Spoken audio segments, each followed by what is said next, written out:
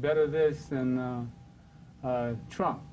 There's Halloween right there, all right? Usually I introduce Trump and his nonsense. But there you go, Michael Jackson's Thriller. Welcome to the show, gentlemen. Hey, We have Clemson Brown, Roberto Knight, and Tyrone Hamid, and Winston Gilchrist. and of course Graham Witherspoon. And today's subject matter is Harlem, my homeland where I was born and raised, and we watch gentrification come to Harlem. And we have two contractors on today, and I live in a development was the oasis of Harlem during the 80s, when this was first presented. Michael Jackson, early 81, 82. So we're going back to the 80s, and we're talking about Harlem and the development of Harlem. And I was born in Harlem in 1941, so I've seen Harlem go through all kinds of changes. I remember trolley cars on 125th Street and going to see a white Santa Claus at Bloomstein's. Yeah. It was always fun. And I remember taking a shot at the Penny Arcade on 125th Street, right next to the RKO Theater.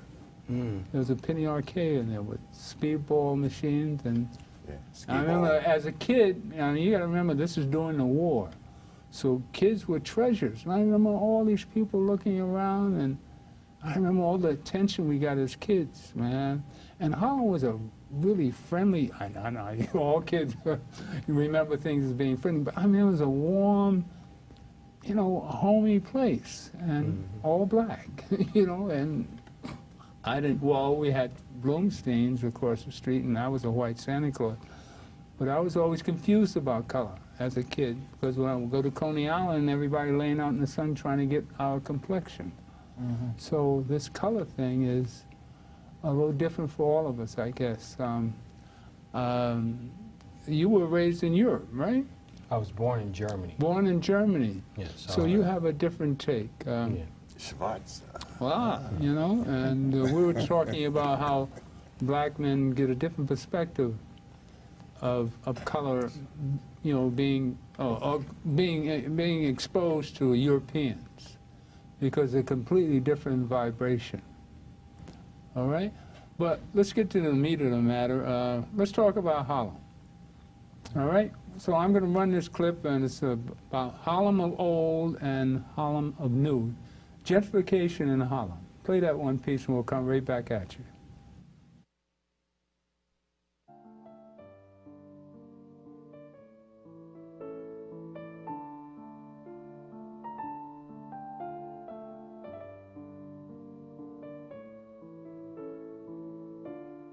The 1980s was the start of the crack epidemic. During this time period, there was a lot of burnt out buildings,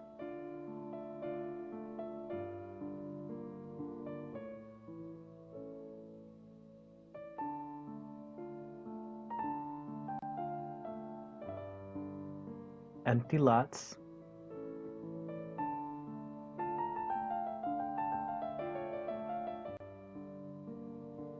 and lots that were not there before.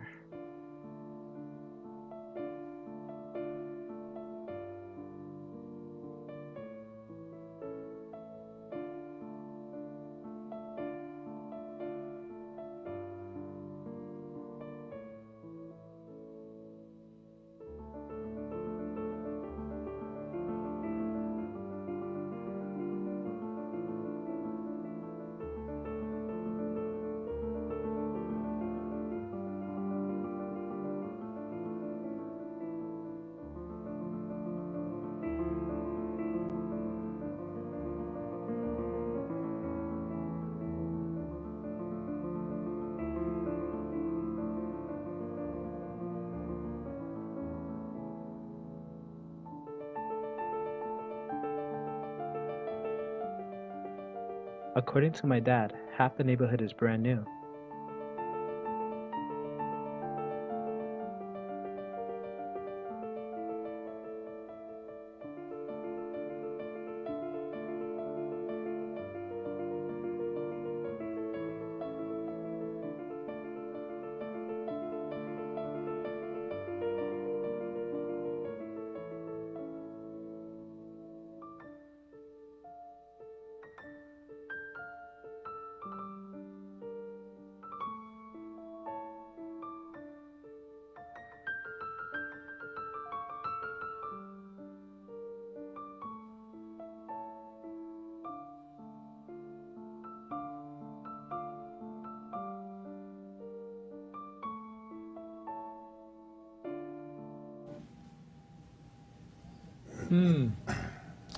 Interesting. The reason I play that because I started in the broker business in '84, and Harlem at the time was desolate. I mean, matter of fact, I had a list of 110 properties that you could buy if you had paid the taxes, and you should see what those lots look like now. You can imagine the desolence in Harlem at the time. We're talking about '84. I mean, it was really bad. The crack, the planned genocide of crack, how it devastated these neighborhoods. And you could see it was all a plan. And a lot of the landlords were burning buildings for the insurance money. Graham's quite familiar with that. But Graham and I have the broker's experience, and you two have reconstructing and building these buildings up. And give us a little background of give us a little bit of your background. Well, again, I've been in here in New York since 1985. Well, you've been here since '85. Okay. Yeah, since 1985, I've seen the crack epidemic in Brooklyn. I used to walk to school. It was worse in Brooklyn. Yeah, 183. I used to live on Grafton Street in Brooklyn. So I used to walk to school. I was probably like 9 years old, and I used to always see all these things on the floor. I didn't know what it was, the syringes and everything else. And me and my friends were like, listen, you step on one of those, you die. So just to see all of that happening, fast forward, when I became a teenager, in East New York, I used to see the homes, the lots. And I seen, what was it was Leah Meyer. Nehemiah Homes were buying up all these lots, and I used to go to my mother and like, Mom, we need to buy some of these lots. You know, can you get some money, or can you refinance the house? She was like, where do you know that from? And I used to always been involved in real estate. Always wanted to get involved with real estate. That's why I think fast forward to today, going into construction because that's part of real estate, and then ultimately I want to become a developer. All right. And you, Tyrone? Yes, I'm Tyrone Hamid. I have a company, CMC Development Group, and my story is a Harlem story. Okay, I'm a third generation Harlemite. And you're good friends with Beverly Austin. We should mention that. Yes, yes. As a matter of fact, my mother was raised on 138th. 139th on Lenox. On Lenox. And my father was raised around the corner between 5th and Lenox on 139th Street. Okay. So there was my introduction to construction, which is a very humble one, of course, like us all, was we lived in basically one of these, in a tenement building, 36 West 139th Street. Okay, my aunt lived there, my grandmother. So there was a guy there, his name was Charles Lewis, and the building had maybe 3 or 4 tenants in the whole building. So if we know Harlem in the 80s, we understand what that looks like. So he said to me, he says, listen, you know, and I was just 12 years old, he says, listen, come and help me. So he was trying to renovate the building himself. He was a super, but he's a kind of an old-time carpenter. Handyman. A handyman. And so I started to help him, and then his brother noticed me. His brother was a plumber. And he says, man, I mean, this kid comes in at 7 a.m. or 8 a.m. He's there early, you know, he's there on the weekends, after school, you know, during the summertime. So he was a plumber, and he taught me plumbing. And so he taught me plumbing, and by the time I was 18, I was a plumber, okay? So that's how I spent my teenage years, okay? That was my desire to learn this field, right? So fast forward, I owned about 6 brownstones during the 90s. I owned 6 brownstones in the 90s, and I worked for HPD for 10 years. Oh, from the 80s, from 87 to 97. Wow. Okay, and so I was with the capital planning unit that went and did all of these surveys and the estimates for all of the programs that would follow, right? All of the capital programs such as TIL, right? Which The is TIL where program, the TIL right. program, right? Oh, Where yeah. people got apartments for $250, right? and they have another type of program about like that now called the Affordable Neighborhood Co-op Program. Okay. Really? Yeah, and where you can. We don't have any more vacant buildings. Those are going for $1 million. Well, there's a lot of buildings that are in trouble. These HDFC buildings. HDFCs. HDFCs are in a lot of trouble because of a lot of mismanagement and a lot of non-support by the agencies, the oversight agencies at HPD. But and I also was the director of construction for Abyssinian. Oh, For Abyssinian Development for a number of years. Fantastic. And I built a whole array. We built about maybe 30 brownstones. Oh, wow. I did Thurgood Marshall High School. Oh, wow. We also did the pre-planning on the Renaissance development that just got finished to be condos. And we also... Do you qualify to do Esplanade? Well, of course. I mean, are if you you listen to my bonded? background... Bondable? Yes, we are. Can you get the $100 million bond? That's Our needed? company just finished 120 units on 163rd and Prospect. Okay. We're doing about, our total pipeline is about 600 units right now. Okay. Between completed or about substantially complete and projects that are in pre-development. So I'm pretty certain that we can. We're doing about $300 million in projects right now. So to speak about Harlem, and I don't want to take up the time of your guests, No, we're but Harlem is, when I say I am Harlem, I am Harlem. Okay. Because Harlem was, as you know, it was an aspiration for African Americans. It was an ideal. It was more than a place, right? We came from the South, or we came from wherever we were, and we said we want to go to Harlem. But when we said we want to go to Harlem, we wanted to go to a freedom, to a creative and entrepreneurial freedom that we were lacking in other parts of the country, right? So it was more of a place, of a destination. It was an ideal. You had to be born there. You had I mean, as I No was. immigrants, huh? As I was. You know, I was the Prince of Harlem, you know. You hear Right. that, Bev? My Rest in wife peace, and Bev. my wife and I met each other at 16. She lived down the street from Abyssinian Baptist Church. Right. You know, so we're right from the Sugar Bowl right there on 138th Street and 7th Avenue. Wow, well, So, that's... in the 50s, mind you. As a matter of fact, my family saved enough money to buy a house, and we had a home, and this is where I primarily grew up. We bought a house in 1974, Wow. 139th between 7th and 8th. Good block. Scribers Row. Great block. Now, we lost the house because One of those we didn't... townhouses?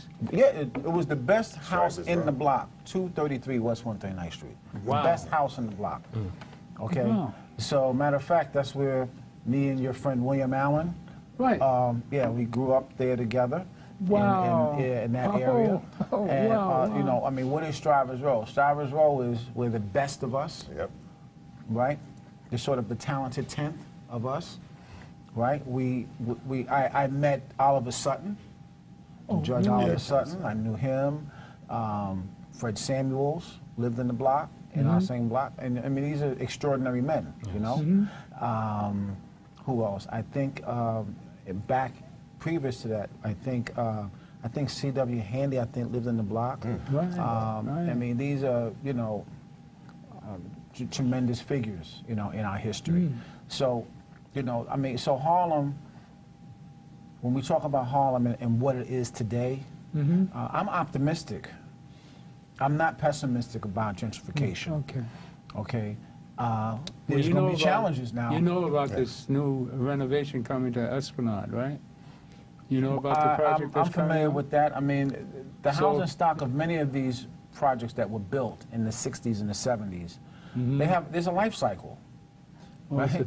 we 30 just to celebrated 40 50 years. We That's just it. 30 celebrated to 40 50 years, you have to start replacing systems. Absolutely. And people think that these systems are going to last forever. Wear and tear, man. It's wear and tear, but even when you do the large developments, there's a life cycle analysis that can be done with any building. Okay. Okay, a capital needs assessment, which tells you this system And the manufacturers will tell you, this system is good for 20 years. Right. That's what the warranty says. Absolutely. Your It's a hot water 20 heater in your house is only good for 10 years. It's only good for in 10 a years. private home. Your roof is a 20 to 25-year warranty. Okay. And in year 20, expect to get a leak.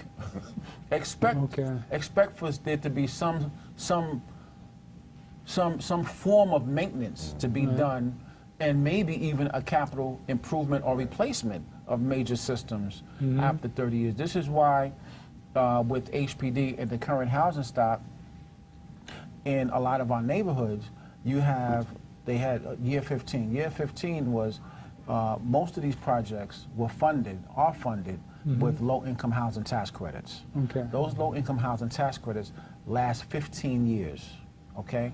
That's where outside investors syndicate dollars, let's say at an enterprise or a LISC, and this is how the majority of the equity, okay, came into or comes into affordable housing projects. All right, Okay. stop for a minute.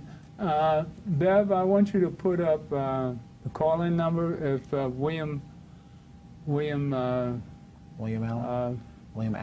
William Allen is watching. I want him to call in. I forgot to call him earlier today.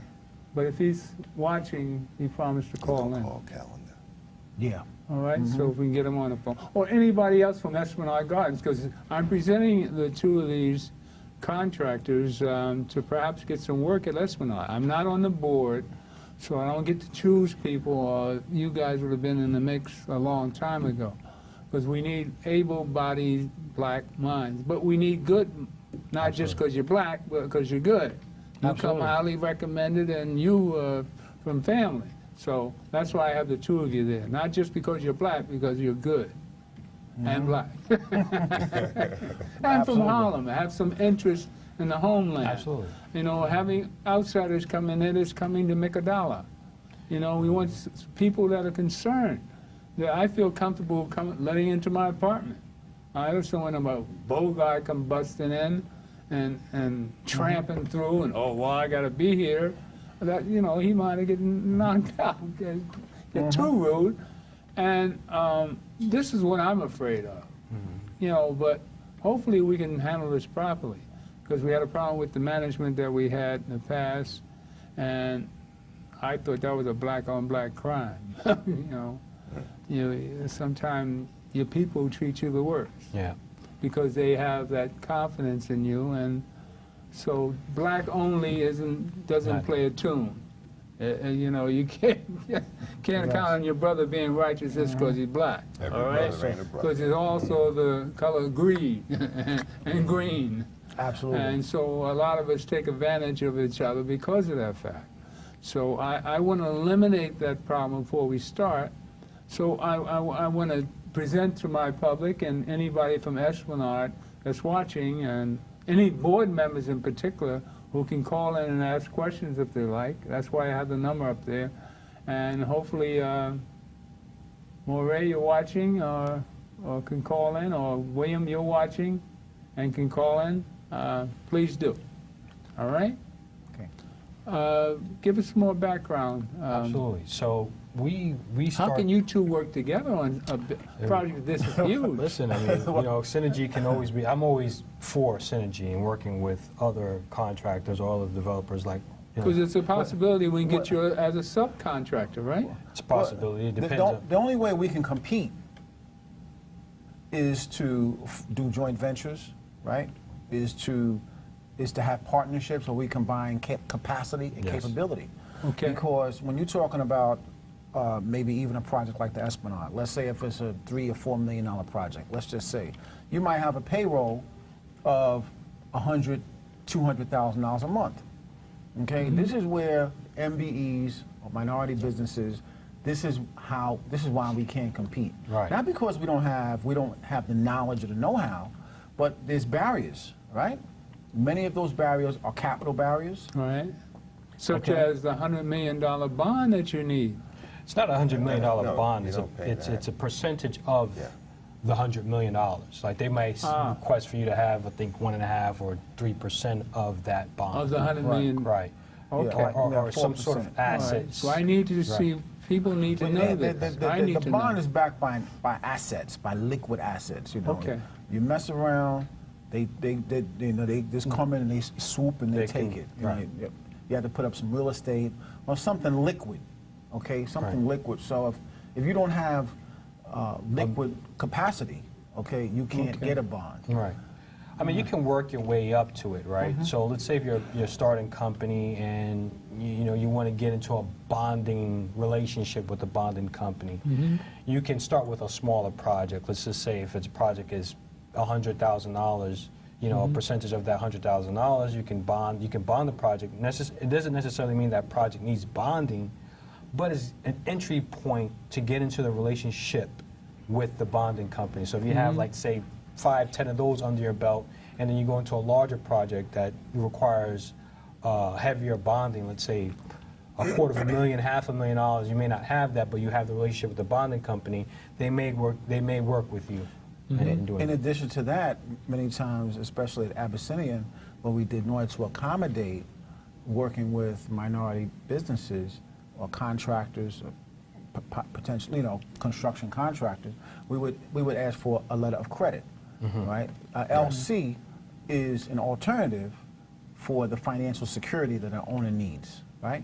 So in LC, if you're doing, let's say, and matter of fact, right now we are managing some property for Columbia, and so there's a large, for Columbia University, so there's a large local law 11 project where you're doing the facade, where you see all of these sidewalk bridges and scaffolds around buildings, right?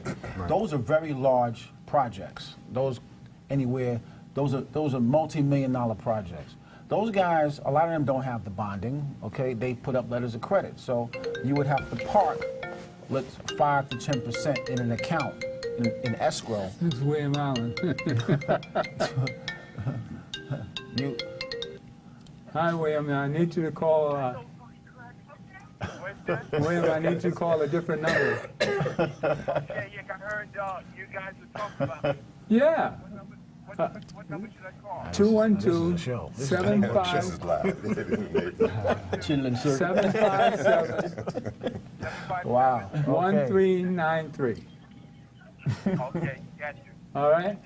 Yeah, right now. The number's on the screen. You watching the show? All right. So long story short is that there's an alternative to bonding, which is called an LC, or a letter of credit, which you can put up. But again, it's capacity.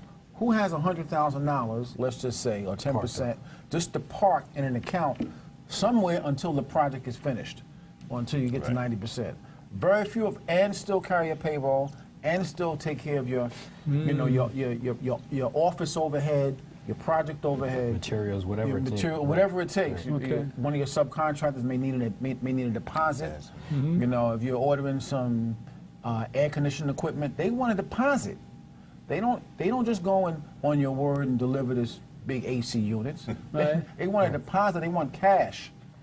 Okay. The general contractor has to fund all of these things, and then, hope and pray. Basically, he gets all his money at the end. Right. Okay. And so.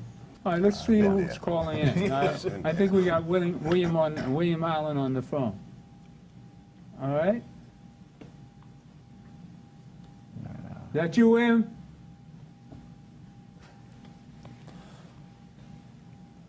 You let him on?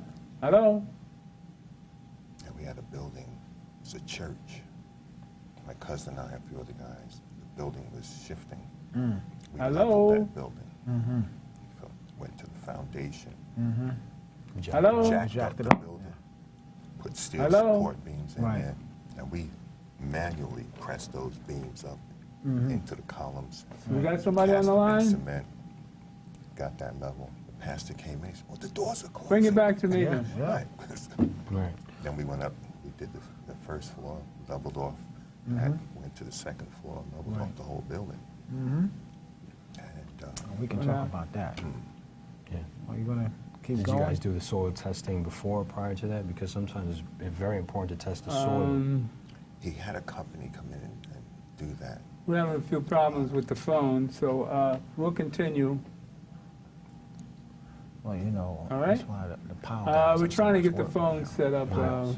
trying to get some help in the back. I was out in Queens. So as soon as we can get it hooked up, we'll we'll get it up. about 20 years. All right, gentlemen, we're waiting for William. We just got the facilitator in the back, so he should hook it up in a minute. But I should think the teaming, so what would you say to the board of directors of Esplanade as far as your qualifications are concerned? You've met with them once, but now you come in combination, in combination with another contractor.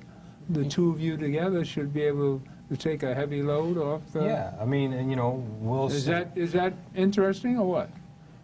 Absolutely. Yeah, Sure. okay. Why not? Yeah, All right. absolutely. Yeah, I mean, look, if there's opportunity and opportunity is calculated the right way, Okay. we can execute it. So this is a good idea, right? Absolutely, it's a, Okay. it's a good All idea. So I mean, I'm not on the board, but I'm just bringing this up to the public, and because I went through some stuff in the last 3 weeks, and I found out stuff is going on, and it's crazy. It is absolute lunacy. Well, if I you think mean- about it, it's $100 million project, Yeah, right? I mean, 91 no, we and got to change. borrow $100 It's million. 91 million and change project, right? It's probably, and that's just basically what the architect sees thus far, right? Okay. That 100 million, that 91 million can, Who comes up with that figure? well, you Now, have how is that engineers. checkable? I want a second opinion. Well, you have the engineers and the architects get together. Is that you, Will? Yep, William Allen reporting for duty. All right, buddy. I got Tyrone here. I don't know if you know Robert. Which Robert? Robert Knight. Oh, Robert Knight. Hello, Robert Knight. Hey, how you doing there, He's William? also a contractor. Very good. So I'm trying to get the two of them to team up and take on Esplanade. Good. You know? All right. Excellent. Tell us your experience in Harlem. My experience in Harlem? Wow. Let's go back to Graham Court in the 80s. Well, New Jack City. all I can say is That's the New Robert Jack and City. Tyrone can exist because I existed. Okay. All right. I received that. All right. You know, I had the opportunity to have one of the greatest mentors who understood community development probably in the history of the city. Mm-hmm. Preston Washington. He had a vision. That's Reverend Dr. Preston Washington. Oh, Preston Washington. Oh, wow. I didn't know that. That's Will. right. Preston. Yep, that was my pastor, my mentor, my Wow. counselor at Camp Minnesink, my leadership trainer, him and both the Rivers. Wow. Folsom Oh, River. yeah. Yep, I grew up with you both know, of them. We're on the Jamal job. Joseph, Jamal Joseph. Lloyd yeah. Williams, Lloyd Oh, Williams.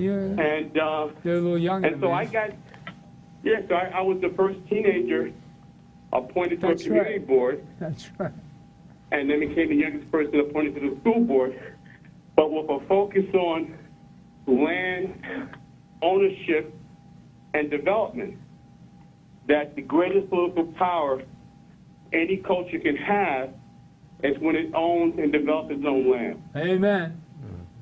Amen. And so ACCI Wow. was giving a lot of land to develop, which we created a lot of affordable housing, but what we also did, we made sure that people of African descent were the contractors, the architects, the engineers, the plumbers, the electricians, the day workers.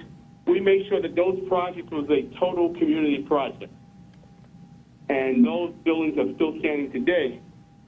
And unfortunately, we wasn't able to do full political education for our community around the city, because had we done that, we would have a different Harlem Right. and a different Bed-Stuy today. Right. So when David Diggins lost his election, a new mayor came in and cut the budget by 50% and put the property in Harlem into market rate hands, and that means that we lost control of those lands, and we lost Good, Julian. control of the opportunity of providing opportunities to black contractors and engineers and plumbers Yeah. and electricians and And others. who was the mayor? And so that's my history. Giuliani came in. Giuliani. Giuliani. We're talking about Giuliani.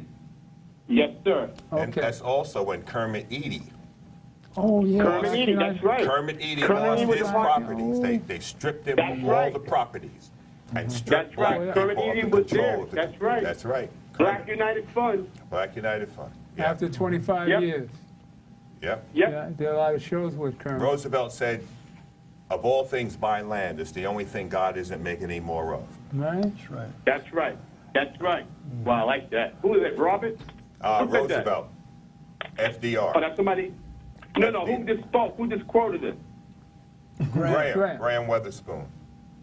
Oh, okay. I'm from Brooklyn. I'm not But from Harlem. I knew that didn't sound like Tyrone. But you know, I have a take on what's going on too, William.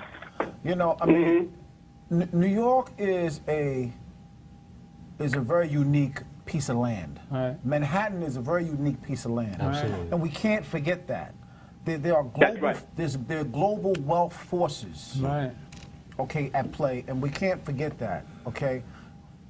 When you walk in Harlem on Sunday morning, I can bet your life. I don't know who are these white folks walking in Harlem, but most of them are from, they're foreign. Absolutely. Well, of course. Yeah, the European. Most of them are Yeah. from Germany, Italy, and Yeah. so forth. They heard okay? about Harlem. Yeah. They heard about Harlem. They come up there, and Harlem attracts global wealth. Okay, That's right. So when you look at it, it's a very unique position. We're not just competing against or competing with others who want to own land here in New York City, but from all over the world. Right.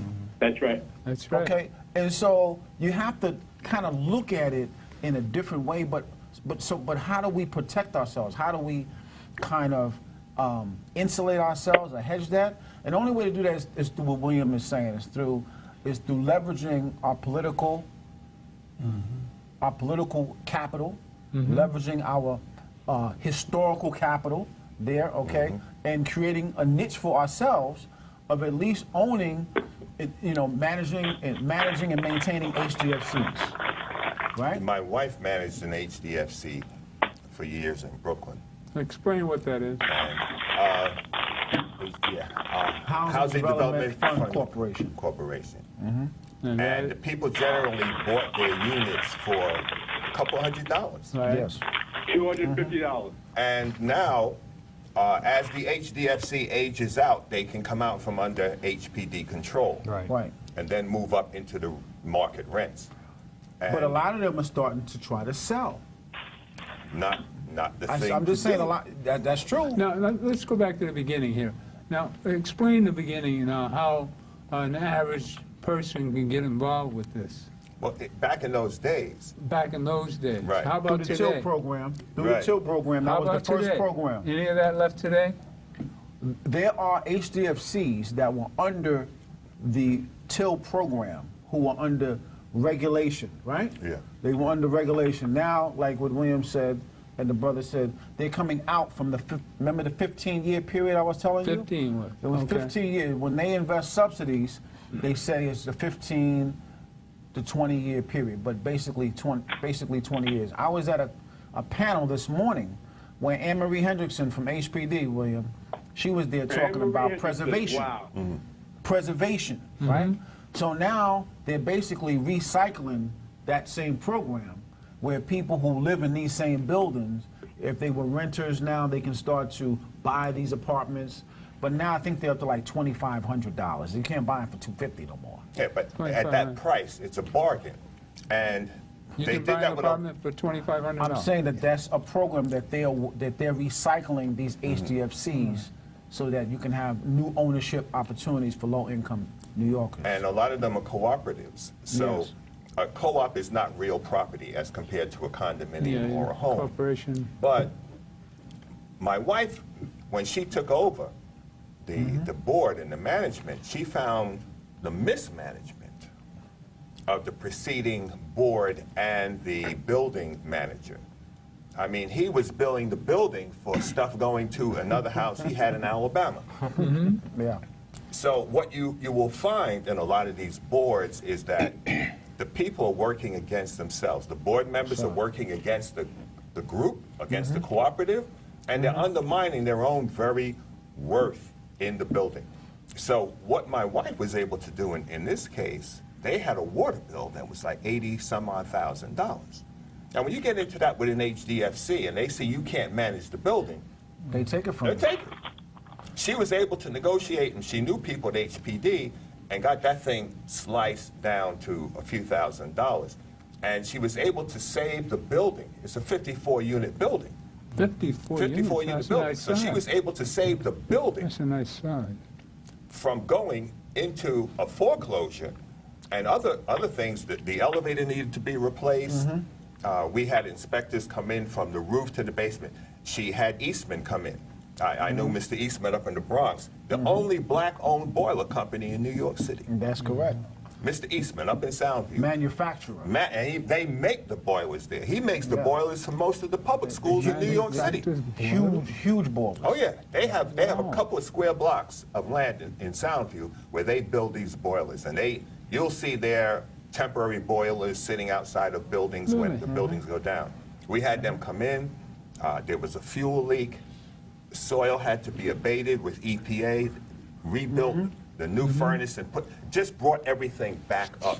But if you in the stay building. right there on the current HDFCs, there's a crisis right now in Harlem with Okay. HDFCs. Not only in Harlem, but in the Harlems of New York. Okay, where a lot of these HDFCs are losing their buildings. Am I right, William? Correct. Yeah, they're losing their bill. They're losing control of them Right. because of this mismanagement. They owe That's right. water bills. They owe taxes. Because some of the people have done some things Violations. and violations, especially for violations. So this is allowing some third-party investors to grab these buildings. They call them Here the we go buzzards again. on the fence. But preservation again Absolutely. should be the focus of our policymakers, our elected officials. Okay, to where we ensure that in many cases they're doing a halfway good job of ensuring that these buildings stay in the hands of either a responsible nonprofit or responsible community group, right? Until they can sort of maybe identify board members who can manage it properly, and still provide ownership opportunities to the residents in the neighborhood. We've had some recent sales in that building, and units have gone for $275,000, $300,000. Yeah. When the original owners paid $250,000. See, the I want market, one of those. the market value, and the market value is And only more, going and more. up. Yeah. Only going up. If you think about the price per square footage Yeah. in Harlem, in Manhattan alone, you're talking about close to $2,000 Well, per no, square the foot. top one is about $1,200. Right. Right now, it's you have the Rennie that they're on the market now on 138th Street and 7th. They're William, can I around ask William one $1,200 a foot. question? 11 to William, $1,200 a are foot. there any of these Yeah, yeah. opportunities available today?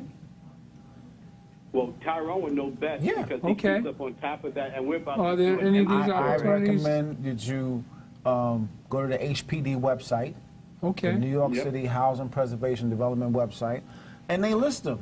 And new developers, they have, like I said, the Affordable Neighborhood Co-op Program, ANCP. These are new development projects, new construction development projects, where they are modeling instead of rentals, but low-income home opportunity, home ownership opportunity program. Well, Habitat has a program like that, Habitat Oh, for yes. Humanity, Yeah, we right? work with them. So you have okay. Habitat for Humanity, but the thing is, you get into a Habitat home, so to speak, right? So they give it to you, let's say 50% below the market, right? But they have their, I think you have to stay in there, I think 8 years or 7 years, something to that effect, right? Right. But it's still cost, right?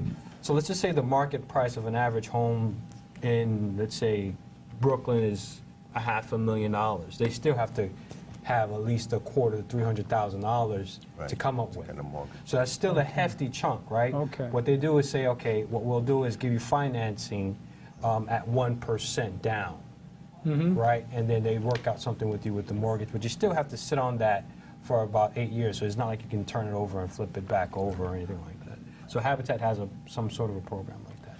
This morning at this panel, they talked about the AMI, the average median income Okay. of local communities. Did you know that the Bronx average median income for a family of 4 is $37,000 a year? For 4. For 4. In Manhattan, it's $77,000 a year. I'm talking about the borough of Manhattan, okay? Well, now, that's- they didn't break it down according to race Or neighborhood. or neighborhood, but one thing, when I was with Abyssinian, we did something called the Abyssinian Neighborhood, which was a great project done in conjunction with Columbia University Planning Department, okay? And what they did was they analyzed our neighborhood, Okay. the African American demographic, okay? What is our average median income, okay? Right.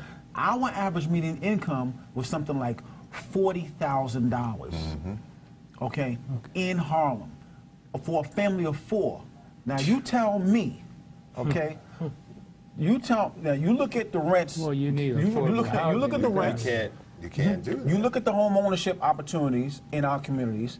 Okay, can a family of 4 who's making $40,000 a year afford? Well, the rent better be under 1,000. I'm just saying. I mean, You know? we have to be real about Yeah. Right.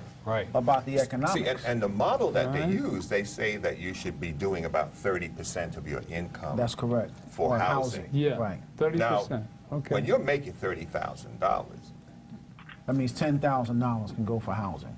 10 for housing, but let's look How at much other is that? things. You got to pay taxes. What, $200 No, but that's a only week? for housing. I know, Yeah.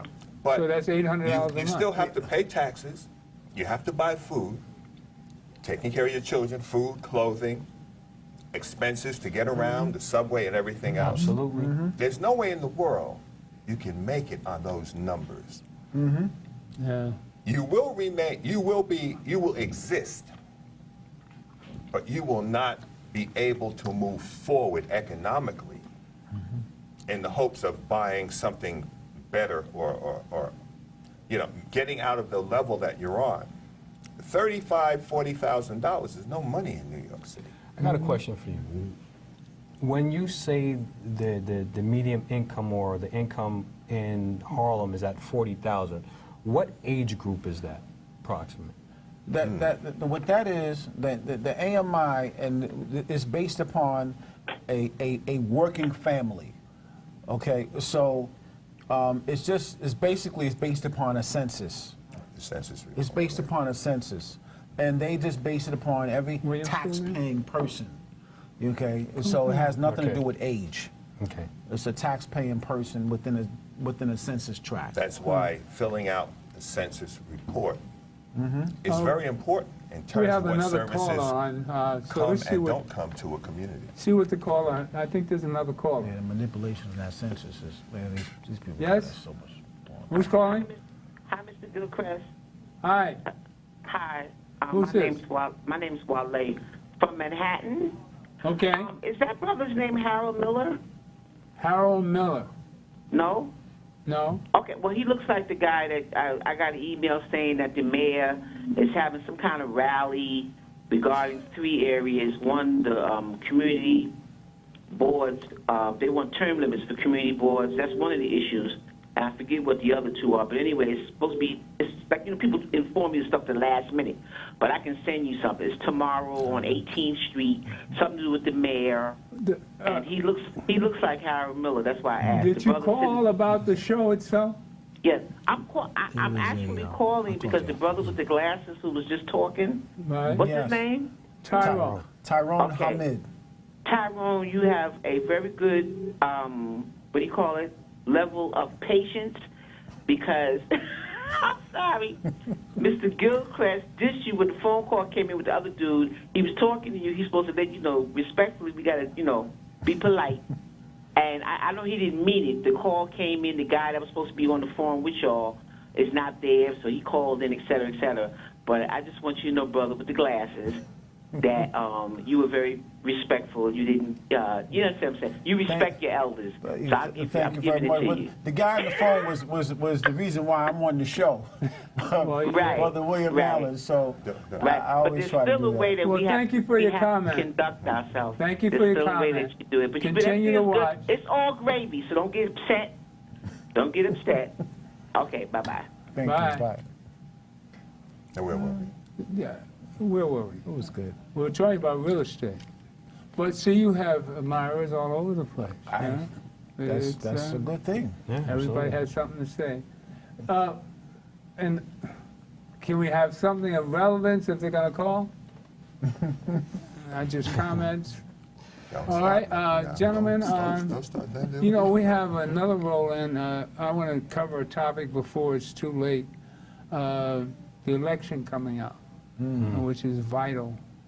You know, this clown we have in the White House is causing havoc throughout the world, really. And it's promoting racism. Oh, God.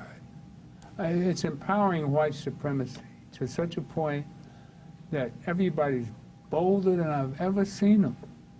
I'm sure that applies to all of us. Clemson, you had a lot to say about this election. We're supposed to do a show 2 weeks ago about it. Welcome to the show, brother. Thank you. Just let me say, I didn't make any comment, but I own Recap Construction Company back in 1978, so I was familiar. But your information was more vital than me trying to interject that experience in 1978. But I commend you and your knowledge and what you brought out today so that we can have a better understanding of what is going on.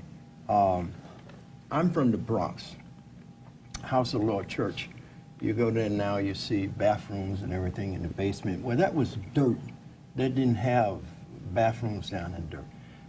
We dug that out. Actually, I used the young men in the church, and I worked for the Port Authority at the time. And, you know, I borrowed their equipment at night and used to drive up to the parking lot, and we knocked a hole in the basement, put conveyor belts down there, and dug out all of the sand.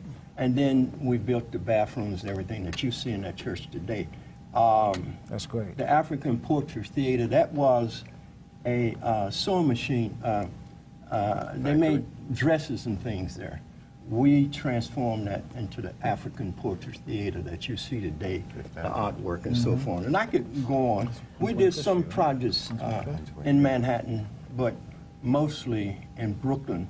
I'm familiar with the 250, what's the name of it, where you put in each tenant put in 250, they could own the building. That was the TIL program, the Tenant Interim Lease Program. And that was set up just for minority contractors in Brooklyn because of the demonstrations that were going on at most of these work sites. So they throw us a bone. You really couldn't make much money. I mean, the average unit we would bid on was from 12 to like 15,000. That same unit in Manhattan would have probably been 45 to 70,000. But we managed to ink out a living and, you know, keep the construction going. We couldn't get a bond because of how you've laid it out. That's what I've enjoyed, really. Listen, I'm just throwing that in because once I started doing African history, I let that go and went in African history. Yes, we got to vote. Voting, you know, we enter this conversation, and I know a lot of us say, oh, you know, why vote? It's not going to change anything. But we have to vote because it's a part of the war. That's it. We have different battlefields that are going on, and that's one that's critical. For an example, South Carolina, 37% African American voter registration. With 37%, we could take South Carolina. You're looking at Georgia with just 30%, and you have a sister who's running for governor. Florida? Nobody's going to give us Florida. Nobody's going to give us any states. But we can take the states, and it's critical because America is a land, a government, supposedly, of laws. You know, it's who's in power that determine those laws. We take up billions and billions and billions, trillions of dollars, and all of that money is spent to run the government. You know, who gets what, when, and where determines who's in office, from your city council to your community school board. So we have to have our presence and our voice and our knowledge, because the world is changing every day. We're not even the same people right now that walked into this studio an hour ago. We're changed. Everything is changing. And I'll say this, in 1995, when you had the Million Man March in Washington. 10 seconds. After, what? 10. Keep talking, keep talking. After, 8, 7. after the Million Man March, I went home to listen at the commentary. And Tom Brokaw gave his spiel on the Million Man March. And he ended by saying, there was a new star found in the heavens tonight. I wonder if it has anything to do with the Million Man March. I mean, critical. And with that, thank you, gentlemen. We spent a lot of time, but I want everyone to get out and vote. It's mandatory. Mandatory. Your vote does count. Call your neighbor, call your friend, call your relative. And go out and vote. Peace go with you. Keep talking. We got another minute. Yeah. So we got another minute. Yeah, go out, get your family. It is critical because it's a part of the war. And we've got to fight right now on every front. Our lives, our children, everything, not so much depend on the vote, because the vote is only a battleground within the larger context of the war that we're at. I mean, education and the right kind of education, who we are, the knowledge of self, all of that is a part of this great war that we're fighting. But voting is crucial right now. So go vote, and who is that doesn't vote? What religion? Jehovah's Witness. Jehovah Witness. I want to see you guys out there and vote. Jehovah Witness, go out and vote. We can win with your help. Peace and God go with you. Get off the corner, go to the school, and cast a ballot. there you go. Absolutely. 3 words to describe Barack Obama. Intelligent, encouraging, and hopeful. Treasonous, traitor, corrupt. 3 words to describe Donald Trump. Racist, homophobic, and unkind. He is great.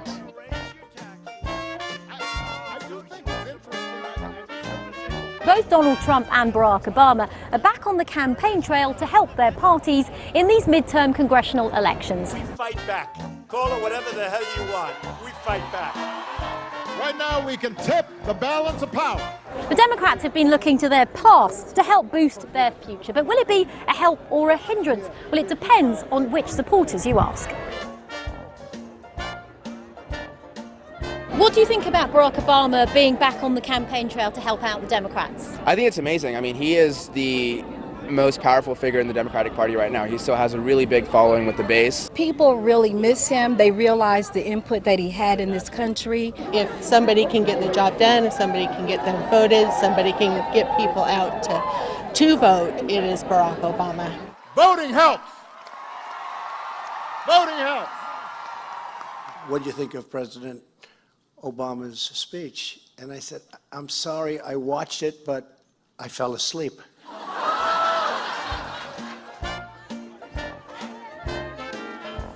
Tell me whether you think it's a good idea that Barack Obama's back on the campaign trail. It's a good idea for Trump people. It's a good idea for Republicans and for Democrats to take a look at it and go, he was horrendous for 8 years. We don't need that guy back out there. Obama, like our previous presidents, have sold us down the river. They've let all of our jobs go out of the country.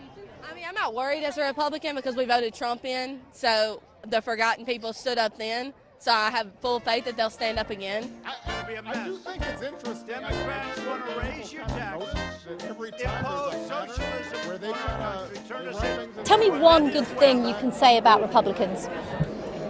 She's giving her time. She's taking her time. I'm not able to. All Republicans are not bad. Can you say one nice thing that you think about the Democrats? No. Not one thing not nice can I say. I mean, I don't have a problem with any Democrats. I just don't agree with their stance.